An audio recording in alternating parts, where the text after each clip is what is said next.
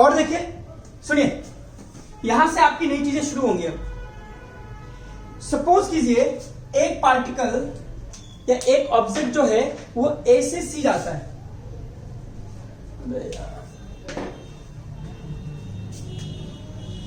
ए से बी और बी से सी मान लीजिए।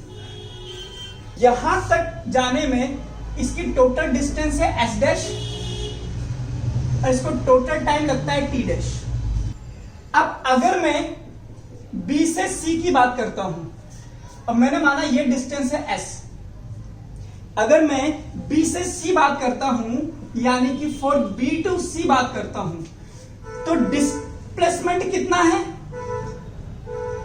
ए सी माइनस ए बी, यानी कि S dash minus S. Okay, अब मैंने ये माना ए से बी जाने में इसको टाइम लगता है टी, तो बी से सी जाने में कितना टाइम लगेगा? वही T dash minus T. Clear? तो अब अगर मैं आपसे एवरेज वेलोसिटी की बात करूं, तो एवरेज वेलोसिटी क्या होगा? डिस्प्लेसमेंट यानी कि S dash minus S, time interval यानी कि टी डैश माइनस टी। कोई नई चीज नहीं है। इस चीज को हम लिखते हैं डेल्टा एस, इस चीज को हम लिखते हैं delta T. Change in displacement और टाइम इंटरवल। डेल्टा साइन तब लगाया जाता है जब बड़ा डिस्टेंस हो। ठीक है, ये डिस्टेंस बड़ी है।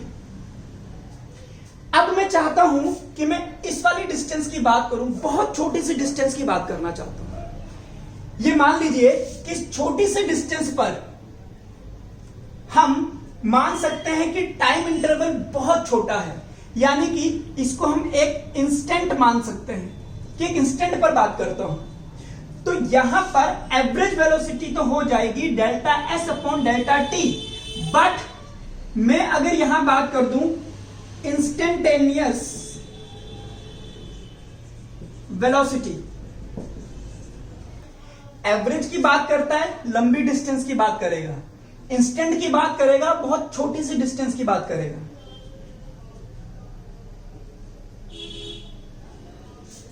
आइए अब मैं बात करता हूं इंस्टेंटेनियस वेलोसिटी की। अब मेरे पास फॉर्मूला तो यही है, delta S upon delta T, लेकिन इस इंस्टेंट की बात करूं तो मेरा टाइम डिफरेंस जो है, अभी डेल्टा टी है, ये टाइम डिफरेंस मुझे बहुत छोटा करना पड़ेगा। इतना छोटा करना पड़ेगा कि लगभग जीरो के बराबर। यानी कि इस इक्वेशन में मैं एक लिमिटेशंस लगा देता हूं कि delta T is trending to zero. इसको बोलते हैं limit delta T trending to zero. इसका मतलब है मैं ये टाइम इंटरवल बड़ा नहीं रखना चाहता, मैं ये टाइम इंटरवल बहुत छोटा रखना चाहता हूं। और जब मैं ऐसा रखूंगा तो ये कन्वर्ट हो जाएगा ds बाई डी टी, और ये आ जाएगा इंस्टेंटेनियस स्पीड का formula, that is differentiation of displacement with respect to time. जब भी आपको इंस्टेंट की बात करनी होती है तो हम डिफरेंशिएशन कहते हैं। और ये फॉर्मूला कब लगता है, ये भी लिख लेना, जब s t की टर्म्स में दिया हो। मतलब फॉर एग्जाम्पल आपको दे दे s is equal to 2t square plus 3t, तो समझ जाना आपको डिफरेंशिएशन करना पड़ेगा अगर आपको वेलोसिटी निकालनी है तो। सिंपल से शुरू करते हैं। ये कोई सर्कुलर पाथ है, इसकी रेडियस r है, और आप इस वक्त a, b, c और d 4 पॉइंट मैंने यहां पर मार्क कर रखे। आपको बताना है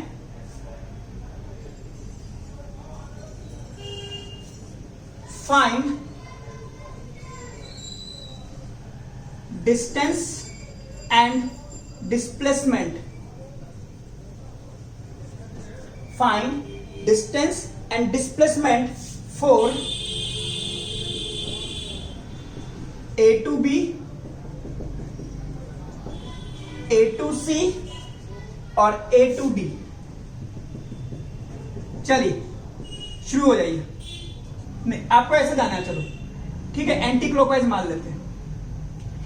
A टू B जाएंगे तो मैं यहां से गया, तो कहते हैं डिस्टेंस क्या होता है, length of the path covered. तो यहां से यहां गया तो ये कितना पाथ है, पूरा होता है 2 पाई आर, तो उसका 1/4 पार्ट है, यानी कि पाई R by 2।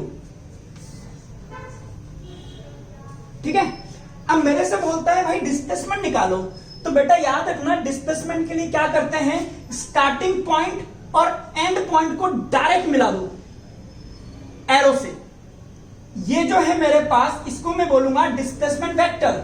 Displacement vector starting वाले पॉइंट से एंड वाले पॉइंट की तरफ होता है, यानी कि अगर ये मेरे पास आर है, बहुत ध्यान से सुनना, ये मेरे पास आर है, तो मेरा डिस्प्लेसमेंट ये है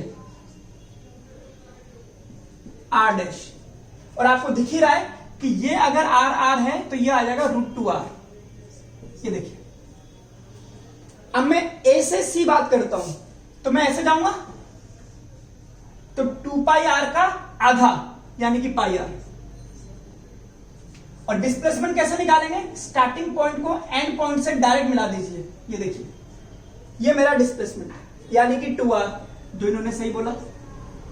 A टू D बात करते हैं, ये रहा। अगर मैं एंटी क्लॉकवाइज जाऊंगा, ये बात सही थी तुम्हारी अंतिमा, A टू D हमें एंटी क्लॉकवाइज बोलना है ना। तो अगर मैं A टू D बात करूंगा तो मैं ऐसे जाऊंगा, तो पूरे सर्कल का मैं 2 पाई आर का 3/4 पार्ट कवर कर चुका हूं, यानी कि 3 पाई आर बाई 2 आएगा ना। ये 4 क्यों बोला मुझसे, है ना। ओके, अब यहां से यहां, मतलब यहां से यहां, अब मुझे डिस्प्लेसमेंट चाहिए, तो मैं फिर से ही सीधी लाइन खींचूंगा, अगेन वही, ये आर, तो ये √2 इंटू आर। फिर से वही सर्कल है, वही आपके पॉइंट्स ए, रेडियस आर, ऐसे चलना है आपको, और यहां पे कोई पॉइंट है बी, ठीक है। और ये पॉइंट जो है वो इस तरह से 120 डिग्री एंगल पर है। तो आप बताइए, for A to B find distance and displacement. चलिए शुरू हो जाइए। पहले मैं डिस्टेंस की बात कर लेता हूं। आपको पता है बेटा, एक सर्कल जो होता है इसमें टोटल एंगल 360 होता है ना। तो अगर मैं इसके 3 हिस्से करूं और एक एंगल को 120 डिग्री 120 डिग्री 120 डिग्री करूं, तो मेरे हिसाब से एक सर्कल 3 पार्ट में बट गया। अगर ये टोटल 3 पार्ट है, तो ये पार्ट इसका 1/3 हो गया। तो टोटल अगर सर्कमफेरेंस 2 पाई आर है, तो उस 2 पाई आर वाले पाथ का सिर्फ 1/3 ही कवर करा इसने, यानी कि 2/3 पाई आर तो डिस्टेंस आ जाएगी आपकी। पहले तो ये बात समझ लीजिए। अब हम बात करते हैं डिस्प्लेसमेंट की। हटा दो इसको।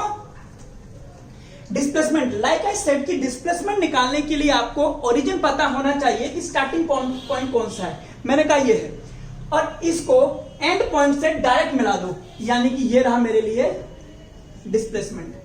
ये मुझे निकालना है। क्लियर? सुना बहुत ध्यान से। मैं क्या करता हूं, इसमें वेक्टर का सहारा लेता हूं।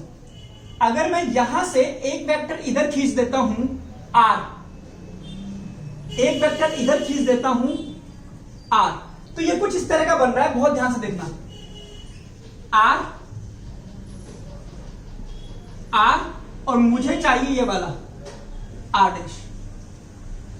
मैं लगाता हूं इसमें triangular law of vector addition. मैं थोड़ा सा रिवाइज करा दूं जिसने मुझसे नहीं पढ़ा है, कि अगर मैं कहता हूं कि ये मेरे पास 3 वेक्टर्स हैं, ए वेक्टर, बी वेक्टर और सी वेक्टर, तो कहते हैं 2 वेक्टर को अगर किसी ट्रायंगल की 2 आर्म से रिप्रेजेंट करा जाता है, तो उस ट्रायंगल की तीसरी आर्म उन दोनों वेक्टर का एडिशन शो करती है अपोजिट ऑर्डर में। इस पूरे स्टेटमेंट में सबसे इंपॉर्टेंट बात है अपोजिट ऑर्डर।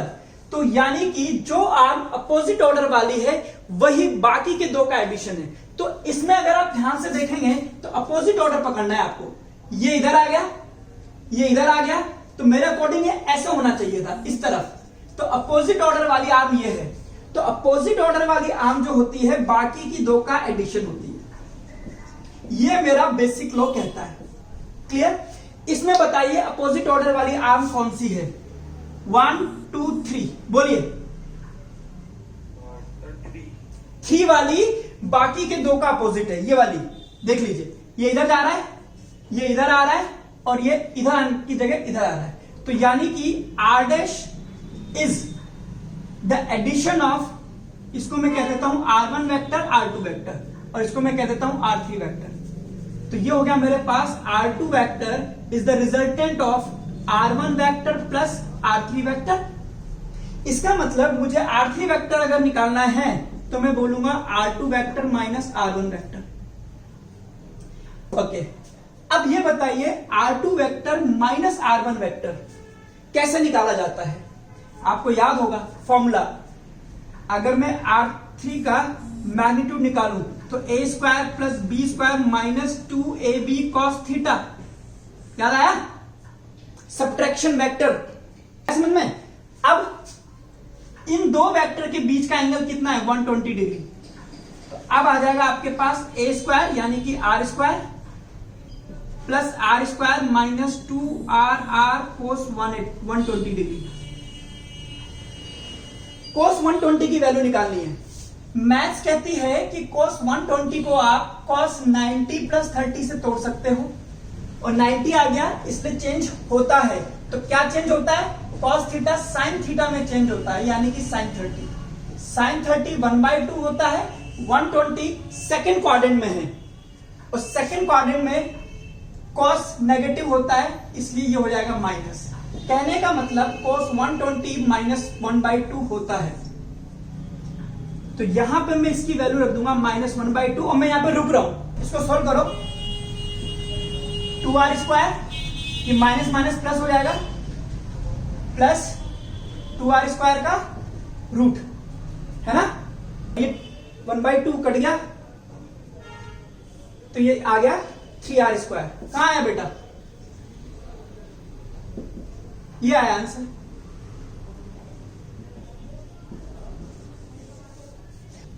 क्वेश्चन ये है कि मेरे पास एक व्हील था, एक पहिया है, ठीक है, जिसकी रेडियस r है। मैंने नीचे पर इसके एक पॉइंट पे मार्क कर दिया है a। r रेडियस का व्हील है, और मैंने इसको धक्का दे दिया, ऐसे करके ऐसे धक्का दे दिया, ये रोल हो गया। रोल होकर के ये इस तरह से हो गया कि इसका A पॉइंट बिल्कुल टॉप पर पहुंच गया, ठीक है।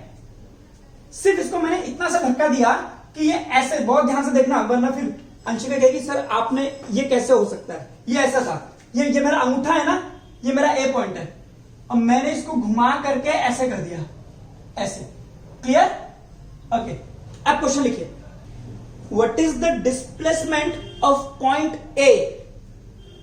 What is the displacement of point A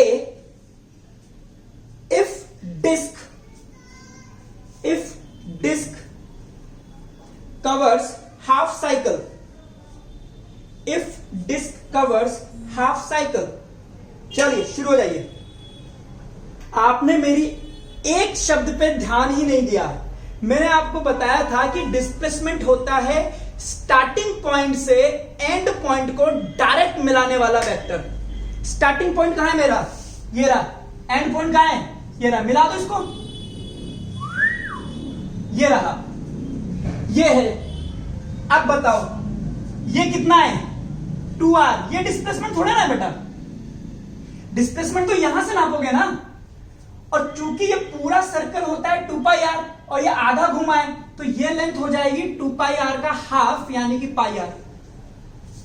बस पाइथागोरस बाबा की जय।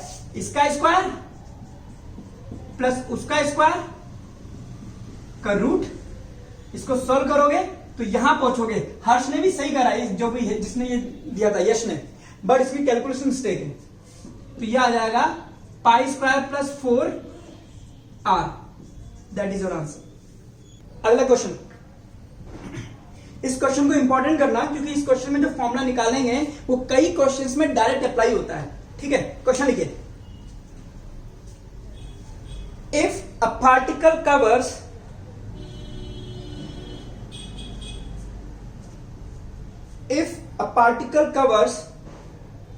half of total distance, if a particle covers half of total distance with v1 speed,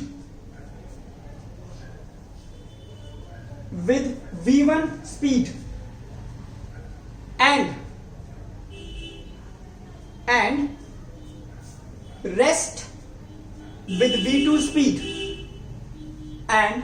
rest with v2 speed, calculate average speed of the particle,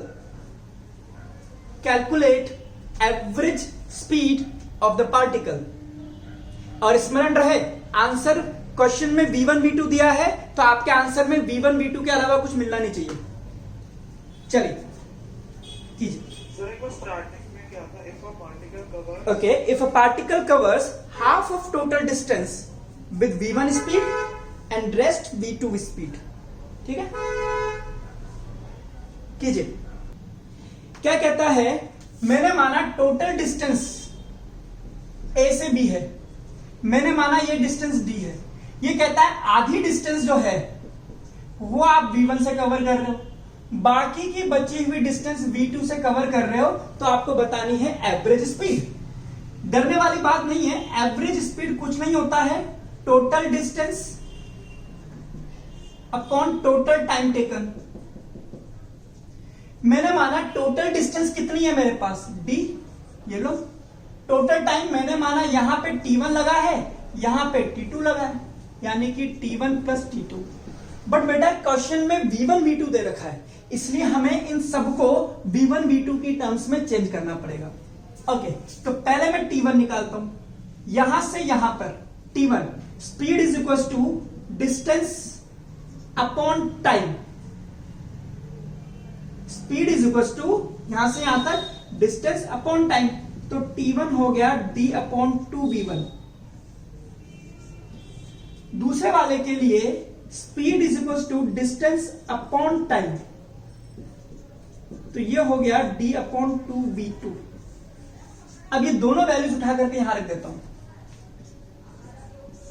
तो t1 आ गया d upon 2v1 plus d upon 2v2। ये दोनों cut गया, d से d cancel हो जाएगा, और इसको जब आप सॉल्व करोगे तो ये हो जाएगा 2v1 v2 upon v1 plus v2। ये आ गया हमारे पास एवरेज डिस्टेंस। सिर्फ ये फॉर्मूला नहीं याद करना, ये कब लगता है ये भी इंपॉर्टेंट है। तो कब लगता है वो आप लिख लीजिए, जब equal distance v1 and v2 से कवर की जाए, तब हम ये फॉर्मूला लगाएंगे। जब इक्वल डिस्टेंस v1 और v2 से कवर हो, ये डिस्टेंस भी v1 से कवर हुई और ये वाली डिस्टेंस भी v2 से कवर हुई। जब दो स्पीड से सेम डिस्टेंस कवर होती है, जब इक्वल डिस्टेंस अलग अलग स्पीड से कवर होती है। एको करो, ये भी इंपॉर्टेंट है, इसका भी डायरेक्ट फॉर्मूला है, अभी देखना हंसिका बोलेगी, बट हमें पहले निकालना है फिर उसको याद करेंगे। लिखिए question, if a particle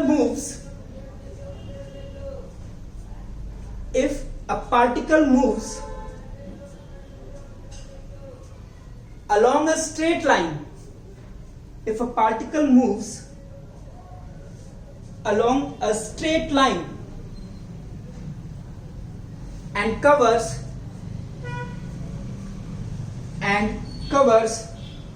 some distance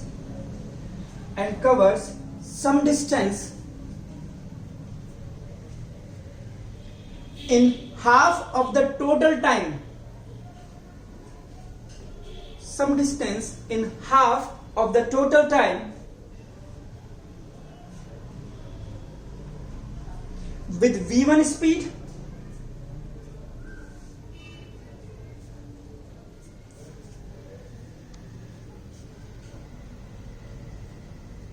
and rest with v2 speed calculate average speed स्मरण रहे आंसर में v1 और v2 के अलावा कुछ नहीं आना चाहिए। चलिए सिंपल है, ये कहता है कुछ डिस्टेंस, इसने बताया नहीं कितनी, मैंने माना d1 डिस्टेंस, कहता है टोटल टाइम लगा है जितना इसको, जैसे मैं मान लो ये दो टुकड़े हैं, टोटल टाइम लगता है इसको d1 और d2, कुछ डिस्टेंस इसने आधे टाइम में कवर करी और बाकी की भी आधे टाइम में कवर करी, ये v1 स्पीड से और ये v2 स्पीड से। ठीक है, तो मेरे लिए निकालना है एवरेज स्पीड होती है टोटल डिस्टेंस, मैंने बोला d1 plus d2, total time मैंने बोला t।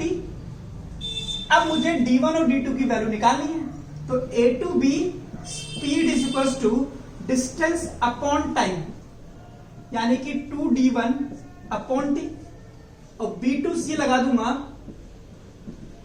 Distance upon time. ये दोनों वैल्यूज में यहां रख, मैंने क्या निकाल दिया, अरे हाँ यार मुझे d को निकालना है, रुको। तो d1 निकल गया मेरे लिए यहां से v1 t/2 और v2c speed is equal to distance upon time, तो मैं यहां से निकाल दूंगा d2 v1 t/2, अच्छा v2 सॉरी, बस ये वैल्यू उठा करके यहां रख दो, आपका आंसर आ जाएगा v1 t/2 v2 t/2 upon t, यानी कि एवरेज फॉर्मूला कब लगता है, जब सेम टाइम में v1 एंड सेम टाइम में एंड v2 से कवर करे, खत्म। जब दो इंटरवल में टाइम सेम लगता है और स्पीड अलग अलग होती है तो हम एवरेज ले लिया करते हैं। क्वेश्चन करना, if Rakshit went to nearby girls hostel, if Rakshit went to nearby girls hostel at 20 kph, kph बोले तो किलोमीटर पर hours, at 20 kph and returns, वहां कुछ हुआ भाग गया वहां से, and returns at 30 kph,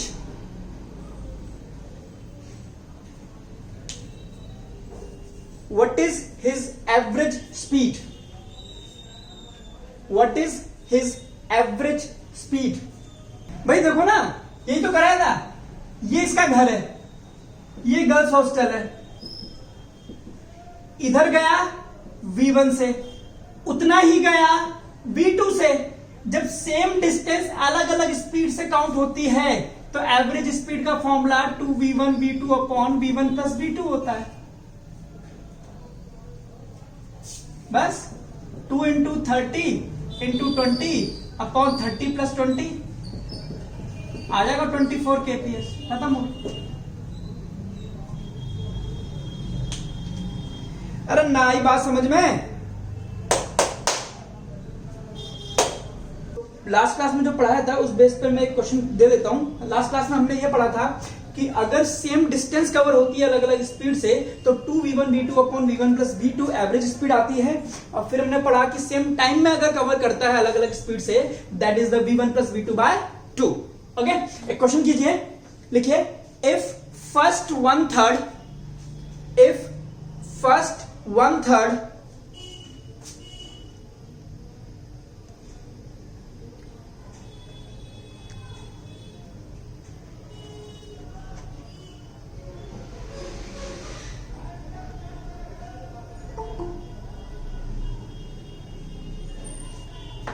if first one third of the total distance is covered, if first one third of the total distance is covered with 10 meter per second,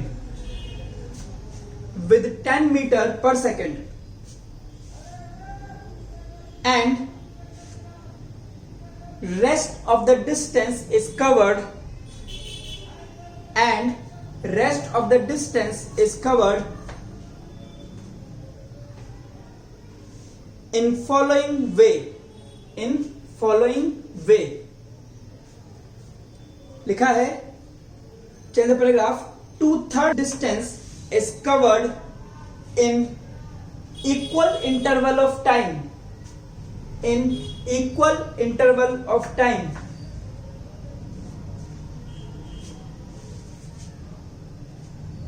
with 20 meter per second and 40 meter per second। Try कीजिए जरा, देखिए किसको समझ में आया। देखते हैं, कहता है टोटल डिस्टेंस का 1/3। मैंने माना टोटल डिस्टेंस मेरे पास d है, इसका 1/3 यानी कि d/3 ये कवर करता है 10 मीटर पर सेकेंड से। क्लियर? फिर कहता है बची हुई जो 2/3 डिस्टेंस है ये करता है इक्वल इंटरवल ऑफ टाइम। मैंने माना t टाइम यहां लगाता है, t टाइम यहां लगाता है।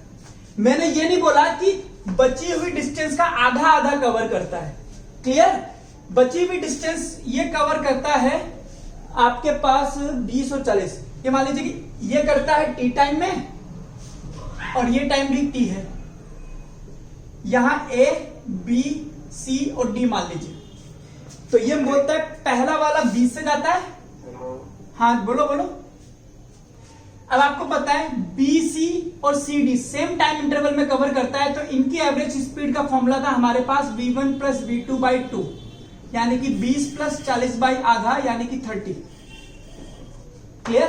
अब आप इसको ऐसे अज्यूम कर सकते हो कि ये A से B d/3 डिस्टेंस 10 मीटर पर सेकंड से गया है और B से D यानी कि बची हुई 2/3 डिस्टेंस ये गया है 30 मीटर पर सेकंड से। इन दोनों की एवरेज स्पीड 30 है। अब आप इसको अलग से सोल्व कर लो। ठीक है, कैसे करोगे? एवरेज स्पीड कैसे निकलती है? Total distance upon total time. मैंने यहां मान लिया t1 और यहां मान लिया t2, t1 प्लस t2। अब t1 कैसे निकलेगा? Speed is equal to distance upon time, तो time is equal to distance upon speed, तो distance d/3, speed 10। Similarly t2 distance 2/3d और स्पीड है 30। बस यहां पे वैल्यू रख दीजिए और आपका आंसर फटाक से आएगा d/30 प्लस 2d/90। d से d कट गया 45, जो भी कर करा करके ये आ जाएगा आपके पास 18 मीटर पर सेकेंड। लिख लीजिए। हाँ, अगला क्वेश्चन कीजिए, आपको इजी लगेगा। लिखिए। अच्छा सुन लो, ये बात समझ याद है या नहीं याद है? सब देखना इधर। डिस्टेंस से स्पीड निकलती है और स्पीड से एक्सेलरेशन निकलता है। मैंने एक्सेलरेशन अभी पढ़ाया नहीं है। अगर डिस्टेंस की इक्वेशन दे करके स्पीड निकालनी है तो हम लिखते हैं ds/dt, है ना? और ये होना चाहिए इन टर्म्स ऑफ टाइम। ठीक है, अगर ये का फॉर्मूला करते हैं, if s is given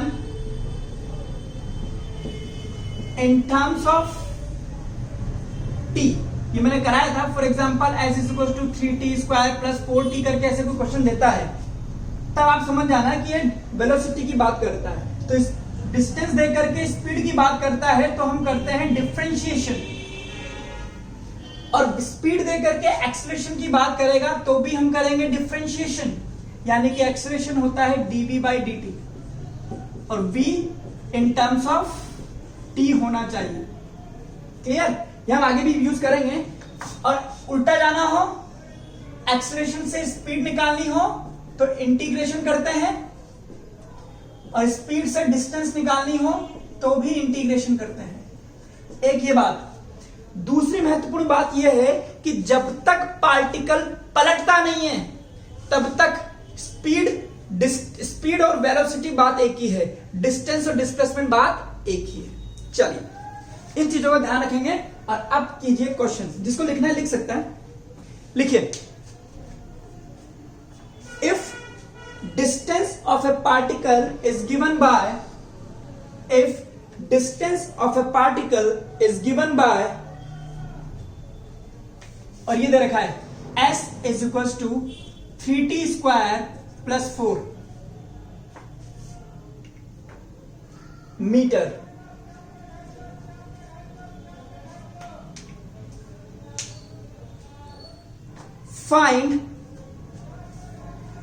find speed of particle at,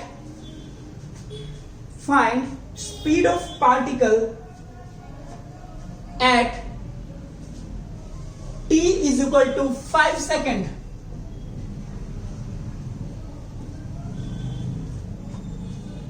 also average speed, also average speed in 5 seconds, also average speed in 5 seconds। Try कीजिए एक बार। चलिए मैं आपको बताता हूं क्या चीजें हैं। आपसे पूछा है स्पीड एट 5, यह है इंस्टेंटेनियस स्पीड। एक मूवमेंट पर आपसे पूछा है, तो जब भी कोई इंस्टेंटेनियस स्पीड निकालता है तो वेलोसिटी दी जाती है ds बाई dt। तो वेलोसिटी की इक्वेशन निकालिए, 3t स्क्वायर प्लस 4 dt। अब इसका डिफरेंशिएशन करेंगे तो d 3t square dt plus 4 dt। 3 constant है, बाहर आ जाएगा, और t की पावर 2 का डिफरेंशिएशन होगा, आपको याद होगा dx की पावर n dx, इसका डिफरेंशिएशन होता है n into x n minus 1। तो ये हो जाएगा 2 इंटू 2 माइनस 1। कांस्टेंट का डिफरेंशिएशन होता है 0, तो ये हो जाएगा आपके पास 60। ये आ गई मेरे पास वेलोसिटी की इक्वेशन, और ये है मेरे पास डिस्टेंस की इक्वेशन। अब वेलोसिटी की इक्वेशन में बोलता है कि velocity at t is equal to 5 निकालो, तो ठीक है, t की वैल्यू 5 रख दीजिए, तो ये हो जाएगा 6 इंटू 5 30 मीटर पर second. Not a big deal. अब आपसे बोलता है एवरेज स्पीड निकालो, तो बेटा एवरेज स्पीड यहां पर 5 रखने से नहीं आएगी, क्योंकि ये 5वें सेकंड पर कितनी स्पीड है वो आ जाएगा। एवरेज स्पीड निकालने के लिए आपको टोटल डिस्टेंस कवर निकालना पड़ेगा और टोटल टाइम निकालना पड़ेगा। अब आप ये बताइए 5 सेकंड में इसने टोटल कितनी डिस्टेंस कवर करी। ये देखिए, इसमें देखिए, बहुत ध्यान से देखना, बहुत ध्यान से देखना। मुझे ये निकालना है कि 5 सेकंड में ये कितना चला, तो मैं क्या करूंगा, पहले ये निकालूंगा at t is equal to 0 ये कहां पे था। तो मैंने ये निकाला कि at t is equal to 0 ये कहां पे था, यहां पे रखा मैंने 0, तो आ गया 4 मीटर। क्लियर?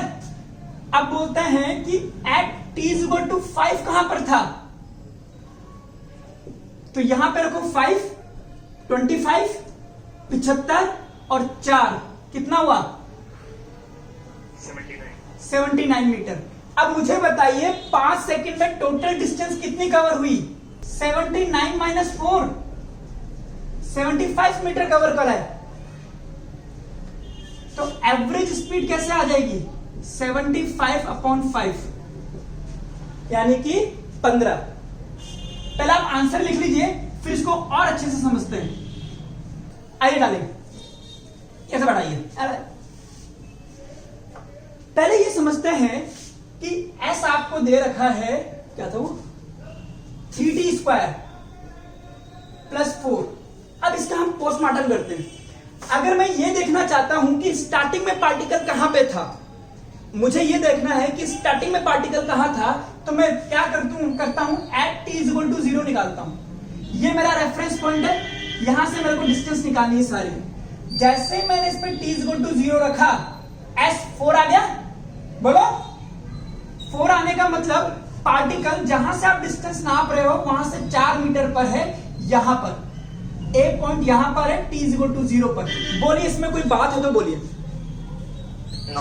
ओके, फिर आपने बोला t = 5 रखो।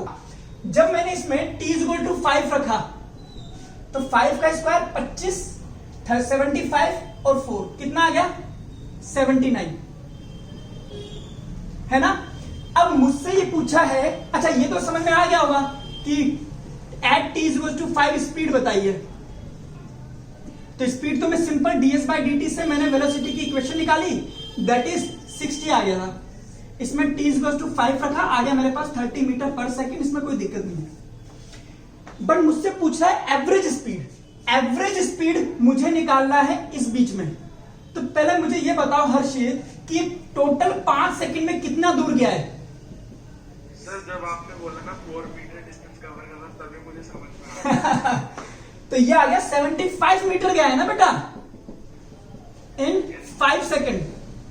जब 5 सेकंड में 75 मीटर गया है तो एवरेज स्पीड निकालने के लिए 75/5 ही तो करोगे, है ना डार्लिंग, 15 मीटर पर सेकंड। अगला कीजिए। इस बार आपको दे रखा है distance is equal to 40 - t²। पूछा है find distance and displacement. Find distance and displacement of particle in 3 seconds. चलिए सुनिए, बहुत ध्यान से सुनना। ये इक्वेशन को ध्यान से देखो। यहां पर मुझे ऐसा कुछ फीलिंग आ रही है कि अगर टाइम बढ़ता जाएगा तो पीछे, जैसे टाइम 0 रखा मैंने तो ये 0 आ जाएगा, लेकिन जैसे जैसे टाइम बढ़ाऊंगा तो ये पीछे वाली टर्म बड़ी होती जाएगी और डिस्प्लेसमेंट नेगेटिव में भी आ सकता है। बोलो, इतनी बात समझ में आ रही है। जैसे कि मैं 6 रख देता हूं तो 6 और ये 24 आ जाएगा। अब पीछे की तरफ 6 का स्क्वायर कितना हो जाएगा, 36। ये तो नेगेटिव में आ गया। क्लियर है इतनी बात? हाँ हो ना, पहले ये बात बोलो। Yes sir. तो इस बात, ये डिस्प्लेसमेंट नेगेटिव कब होता है वो समझने वाली बात है। डिस्प्लेसमेंट नेगेटिव तब होता है जब जाते जाते मैं पलट जाऊं। ये इतना आसान क्वेश्चन नहीं होगा, इसमें बहुत दिमाग से सोचना पड़ेगा। इसको एनालाइज कीजिए पहले तो कि एट t = 0 पर ये बंदा था कहां पे। तो मैंने बोला t = 0 करा दोनों पर, तो ये यहां आ गया। मैंने कहा बहुत सुंदर, बहुत अच्छा। फिर मेरे से बोल रहा है 3 सेकंड, बट 3 सेकंड रखते ही ये हो गया 12 और ये हो जाएगा आपका 9। बिल्कुल। अगर मैं डिस्प्लेसमेंट से वेलोसिटी निकाल लूं, यानी कि मैं ds/dt कर दूं, यानी कि d40 - t² कर दूं, यानी कि d40 में, बस अभी इनको इतना तोड़ तोड़ के बता रहा हूं, वरना मैं डायरेक्ट भी कर सकता था इसको। तो ये हो जाएगा 4 - 2t। ये मेरे पास वेलोसिटी की इक्वेशन है, हालांकि पूछा नहीं है।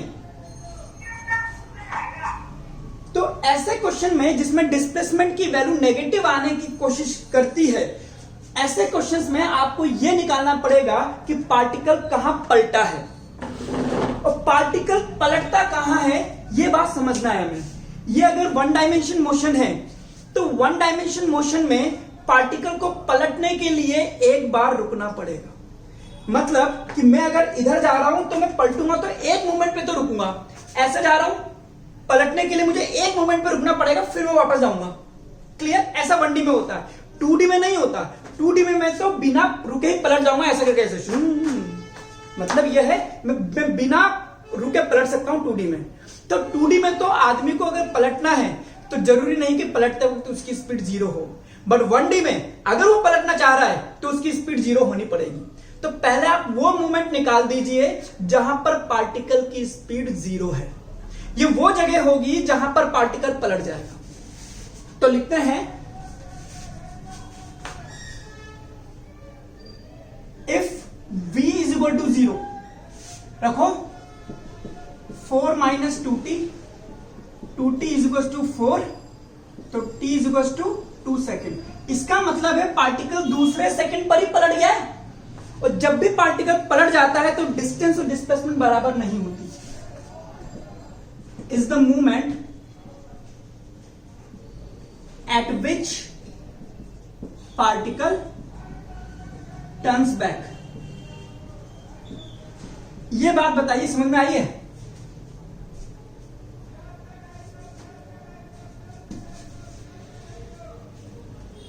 क्या हो गया? है ना? अब मैं निकालता हूं कि डिस्प्लेसमेंट में at t is equal to 0 पर यह कहां था? t इज इक्वल टू 0 पर यह s इज इक्वल टू 0 है, यानी कि मैंने माना पार्टिकल यहां पे था। फिर t इज इक्वल टू 2 पर कहां था? 2 रखिए इसमें, 8 माइनस 4 यानी कि 4 मीटर, यानी कि यहां से 4 मीटर दूर आया पार्टिकल, 4 मीटर, और इसमें लग गया इसको 2 सेकंड। फिर अगला 1 सेकंड और है, तो at t is equal to 3 second. जब इसमें आप 3 रखोगे तो s कितना आएगा? 12 माइनस 9 कितना होगा? 3 मीटर, यानी कि पार्टिकल वापस से सी पॉइंट पर आ गया है जो यहां से 3 मीटर पर है। क्या हुआ है इसकी जिंदगी में एक बार देखते हैं।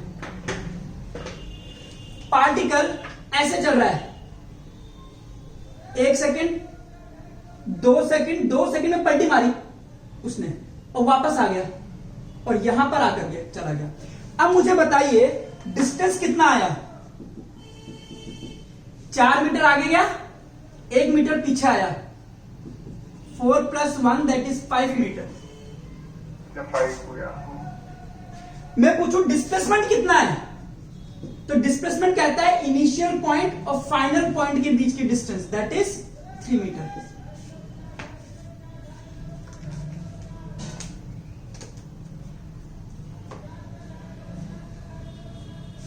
अभी तक इक्वेशंस में हमने पार्टिकल पलटाया नहीं था, लेकिन जब यहां माइनस आ जाता है और पीछे आपके पास t की पावर बढ़ती जाती है तो समझ जाए ना पार्टिकल पलट गया है कहीं ना कहीं। तो ऐसे इक्वेशंस में पहले वेलोसिटी निकाल करके ये देख लीजिए कि पार्टिकल किस मोमेंट पे पलटा है, और पार्टिकल तब पलटता है जब उसकी स्पीड 0 होती है।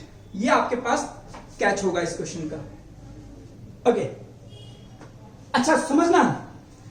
अब ये अगर आप एडवांस की तरफ जाते हो, आजकल तो एडवांस में इतना नहीं पूछता, हो सकता है पार्टिकल 2 बार पलटा दूं मैं। कैसे पलटेगा? एक बार यहां पलटा, फिर यहां पे पलट गया। अब इस केस में भी डिस्टेंस आपको ये पूरी नापनी पड़ेगी और डिस्प्लेसमेंट में ये नापनी पड़ेगी। उतना पूछता नहीं है, बट वो इक्वेशन कैसे होती है मैं आपको बताता हूं। वो यहां पे क्यूब कर देगा, जैसे यहां क्यूब करेगा यहां पे स्क्वायर आ जाएगा। स्क्वायर का मतलब टाइम की 2 वैल्यू आ जाएगी क्वाड्रेटिक में, और टाइम की 2 वैल्यू का मतलब वो 2 जगह पलटा है। फिर वो दोनों पॉइंट मार करके फिर आपको क्वेश्चन सोल्व करना पड़ता है, बट इतना आपसे तो नहीं पूछेगा। चलिए अगला क्वेश्चन। अच्छा शिट, भूल गया। इसी क्वेश्चन में लिख लेना, इन अबव क्वेश्चन आपसे बोलता एवरेज स्पीड बताओ और एवरेज वेलोसिटी बताओ। इन एवरेज स्पीड और एवरेज वेलोसिटी कितना था? टोटल टाइम कितना दिया था मैंने आपको? 3 सेकंड। हाँ, इन 3 सेकंड। तो एवरेज स्पीड निकलती है distance total upon time. Total distance 5 निकला था, टाइम 3 था, तो 5/3 मीटर पर सेकेंड आंसर था आपका। लेकिन एवरेज वेलोसिटी अलग आएगी, क्यों? क्योंकि पार्टिकल पलट गया है। पलट गया है तो यहां पर डिस्प्लेसमेंट लिखना पड़ेगा, फिर टाइम इंटरवल लिखना पड़ेगा, और डिस्प्लेसमेंट हमने निकाला था लाइक 3, तो 3/3 दैट इज 1 मीटर पर सेकेंड। अगर इसमें पूछ देता मैंने तुक्के में वेलोसिटी निकाल दी थी डिस्प्लेसमेंट के चक्कर में। वेलोसिटी भी कहां बेटा निकली हुई है, एवरेज वेलोसिटी निकली थी। एक क्वेश्चन में दे रहा हूं, घर पे ट्राई करना इसको आप। S is equals to 2t minus t square, same है। आपको निकालना है find average speed and average velocity in 3 seconds. Answer आपके पास आएगा, एवरेज स्पीड आनी चाहिए 5/3 और एवरेज वेलोसिटी आनी चाहिए -1 मीटर पर सेकेंड। ट्राई करना एक बार, अच्छा लगेगा आपको। मैं आगे बढ़ता हूं। क्वेश्चन लिखे, velocity is given by, if velocity is given bye 2i cap plus 2t j cap, if particle was at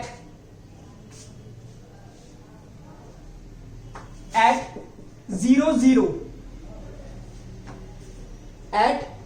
0 initially, अगर एक पार्टिकल 0 0 कोऑर्डिनेट पर है इनिशियली, तब बताना है। Find distance and displacement at t is equal to 2 seconds. Try कीजिए इसको।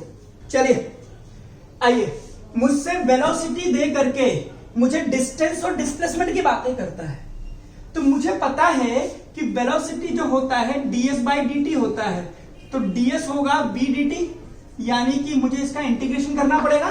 तो मैंने कहा यार मुझे डिस्प्लेसमेंट निकालना है, तो मैंने डिस्प्लेसमेंट लिखा v/dt। चूंकि मुझे यहां पर कंडीशन दे दी है कि इनिशियली पार्टिकल 0 0 पर है, तो मुझे जो इंटीग्रेशन निकालना है उसमें मुझे लिमिट लगाने की जरूरत नहीं है, मेरे पास डिस्प्लेसमेंट की इक्वेशन अपने आप आ जाएगी। कैसे आएगी समझना। तो मैं लिखता हूं इसको 2i cap plus 2t j cap into dt। ठीक है, मैं इंडेफिनेट इंटीग्रेशन कर रहा हूं। 2 का हो जाएगा 2t प्लस ये हो जाएगा 2t 1 + 1 1 + 1 प्लस इंटीग्रेशन कांस्टेंट खत्म। तो ये हो जाएगा s की value 2t plus t square plus integration constant. अब मेरे से बोला कि सर इंटीग्रेशन कांस्टेंट की वैल्यू भी निकाल लो, मैं निकालता हूं। मेरे से बोल रखा है if at t is equal to 0 s is equal to 0, question में दे रखा है कि वो ओरिजिन पर है, तो t इज इक्वल टू 0 करूंगा और s is equal to 0 put up करो। 0 0 प्लस 0 प्लस i, इसका मतलब है i की वैल्यू क्या आ गई इसमें 0। इट मीन्स s की इक्वेशन मेरे पास आ गई 2t प्लस टी स्क्वायर। बोली बात समझ में आई आपको? तो उस लाइन का देखिए कितना इंपॉर्टेंस था कि t is equal to 0 particle origin पर है, क्योंकि अगर ये नहीं देता तो मैं इंटीग्रेशन कांस्टेंट की वैल्यू नहीं निकाल पाता। वो आई और जे कैप क्यों हटा दिया? अरे सॉरी यार, नहीं वो भी लगा दिया यार, आई कैप प्लस, जज्बाती हो गया था थोड़ा मैं, बाकी कोई दिक्कत नहीं है ना। आगे डन। आइए, तो अब मेरे पास s डिस्प्लेसमेंट की इक्वेशन है 2t i cap plus t square j cap. मुझे पता है ये मेरा x एक्सिस में डिस्प्लेसमेंट है, ये मेरा y एक्सिस में डिस्प्लेसमेंट है। क्लियर? ओके, तो क्या पूछता है मेरे से? Find the distance at t is equal to 2 second. तो मैं देखता है, पहले तो मैं देखता हूं ये चक्कर क्या चल रहा है। हटाओ इसको, लिख लिया इसको, पहले इसको लिख लीजिए यार।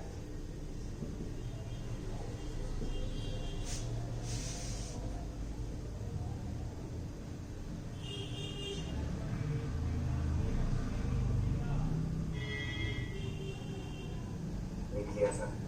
ओके,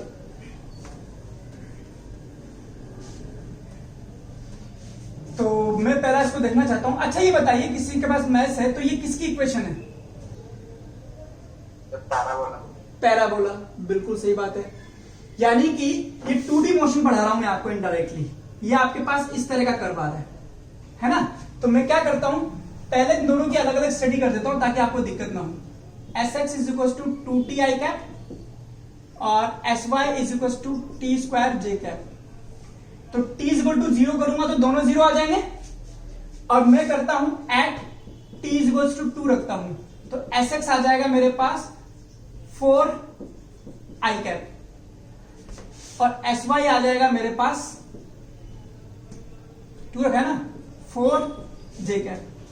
यानी कि ये 2 सेकंड पर एक्स एक्सिस में 4 मीटर पर होगा और वाई एक्सिस में भी 4 मीटर पर होगा। यानी कि पार्टिकल यहां पर है 4 4 और t इज इक्वल टू 0 पर पार्टिकल यहां है और t इज इक्वल टू 2 पर ये यहां है। ऐसा A से B। तो मुझे डिस्प्लेसमेंट तो दिखता है ना? डिस्प्लेसमेंट क्यों नहीं दिखता है? साफ दिख रहा है कि स्टार्टिंग वाली लाइन को एंड वाली लाइन से मिला देता हूं इस तरह से, तो 4 4 का 4 रूट 2 खत्म। देखो इसके लिए हम क्या करते हैं, मोड ऑफ v का इंटीग्रेशन समझना। v होता है ds बाई dt, यानी कि velocity is equal to displacement upon time. और अगर मैं कहूं कि ये स्पीड है तो स्पीड क्या होगा, डिस्टेंस अपॉन टाइम। तो अगर मैं इसको स्पीड मान रहा हूं, इसको डिस्टेंस मान रहा हूं, तो डिस्टेंस होगा v dt और v क्या होगा, स्पीड। और स्पीड क्या होता है, मैग्नीट्यूड ऑफ वेलोसिटी, है ना? वेलोसिटी में डायरेक्शन होती है, तो मेरे को यहां पर वेलोसिटी का मैग्नीट्यूड निकालना पड़ेगा, फिर उसको मुझे इंटीग्रेट करना पड़ेगा। तो वेलोसिटी का मैग्नीट्यूड निकालना पड़ेगा। तो वेलोसिटी की इक्वेशन क्या है, थोड़ा से आपके दिमाग से ऊपर का क्वेश्चन हो गया ये, मुझे नहीं लग रहा था इसमें क्या है। 2 आई कैप प्लस 2t जे कैप, मुझे इसका मैग्नीट्यूड निकालना है। तो मैग्नीट्यूड कैसे निकलेगा, इसका स्क्वायर प्लस 2t का स्क्वायर का रूट, यानी कि 4 प्लस 4t स्क्वायर का रूट। तो ये हो गई मेरे पास वेलोसिटी की इक्वेशन। देखिए अब अगर मुझे डिस्टेंस निकालनी है तो मुझे वही रखनी पड़ेगी। अभी बहुत लंबा हो जाएगा, आपके सर के ऊपर से चला जाएगा। अभी 2 इंटू 1 प्लस टी स्क्वायर 1/2 का इंटीग्रेशन। अब जिसका दिमाग फेल हो गया वो चुप चुप हो जाना, ये नहीं पूछेगा आपसे। और जिसके पास मैथ्स है वो इसका इंटीग्रेशन करना, ठीक है, और फिर डिस्प्लेसमेंट निकालना, तब आपके पास आंसर आ जाएगा। तो ये चीज समझ जाना वो कि अगर मुझे डिस्टेंस निकालनी है तो v dt करना पड़ेगा। v क्या है इसमें, मैग्नीट्यूड ऑफ वेलोसिटी, तब जाकर के आपके पास डिस्टेंस निकलेगा। तो डिस्टेंस थोड़ी सी लंबी कहानी हो जाएगी, थोड़ा ज्यादा आ गया। जो मेडिकल वाले हैं वो डिस्प्लेसमेंट तक सोचेंगे, जो आईटी वाले हैं तो यहां तक सोच लेंगे। कुछ नहीं करा मैंने, वेलोसिटी की इक्वेशन से डिस्प्लेसमेंट की इक्वेशन निकाली है और दोनों को अलग अलग ट्रीट करके मैंने बोल दिया है कि इनकी पोजीशन पता कर ली, कि मैंने इनकी पोजीशन कहां है। वो पोजीशन मुझे यहां पता लग गई, उसके बाद सीधा मिला दिया, यही मेरा डिस्प्लेसमेंट है। डिस्टेंस मैंने थोड़ा सा एक्स्ट्रा दे दिया, आपकी आत्मा परेशान हो गई होगी, चाहे तो उस क्वेश्चन से डिस्टेंस हटा भी सकते हैं, कोई बात नहीं है। ठीक है, कोई बात है तो पूछिए, वरना मेरी तरफ से क्लास खत्म है।